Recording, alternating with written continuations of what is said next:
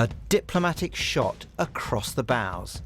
Time, says the UK, to rethink aspects of the Brexit deal for Northern Ireland after the unilateral threat by Brussels last week to impose border controls on the island of Ireland. The EU hastily retreated, ensuring that Northern Ireland would not be caught up in a row over vaccines.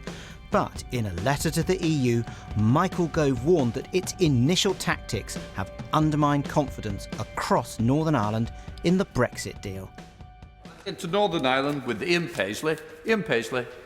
Thank you, Mr. Speaker. Unionists are alarmed by the heart of that deal, checks on some goods crossing the Irish Sea. The protocol has betrayed us and has made us feel like foreigners in our own country. Tea and sympathy will not cut the mustard. So what is the Prime Minister actually going to do when the Prime Minister realises that the EU will do nothing to help Northern Ireland? I utterly share the frustration of the honourable gentleman about the way the EU, in particular, the EU Commission, temporarily seem to call for you to use the protocol in such a way as to impose a border contrary to the spirit of the Good Friday Agreement, contrary to the letter of the Good Friday Agreement. And we will do everything we need to do, Mr. Speaker, whether legislatively or indeed by invoking Article 16 of the protocol, Mr. Speaker, to ensure that there is no barrier down the Irish Sea. A former Northern Ireland Office Minister says there's no time to waste. This is a really very serious situation, and we need to proceed carefully and sensitively. That means ensuring that there is a restoration of confidence across all the communities in Northern Ireland, and also that we ensure that there is full respect for all dimensions of the Belfast Good Friday Agreement. And that has to happen quickly, very quickly.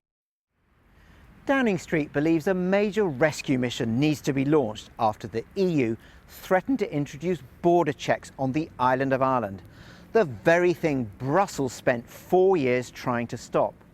Ministers insist they are embarking on a genuine attempt to restore trust within Northern Ireland. Others detect a heaven-sent opportunity for the UK to water down some of the most difficult aspects of the Brexit divorce. Nationalists are calling for a calm approach.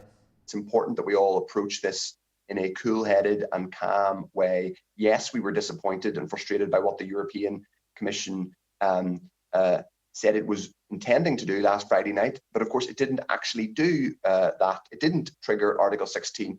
Yes, by all means, if the UK and EU can agree a set of easements and processes to make the protocol work better, we're up for that. That's great, that's what we want.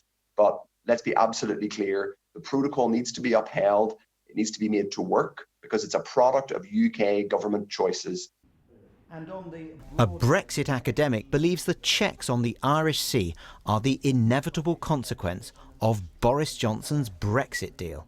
What that protocol does is impose the need on checks on goods going from Great Britain to Northern Ireland. The open question was how intrusive those checks would be. That was partly a function of how close the relationship negotiated in the UK-EU trade deal was. That's quite a distant relationship, and what we're seeing now is the cumulative effect of the protocol and the trade and cooperation agreement. No doubts about the strength of feeling in Northern Ireland.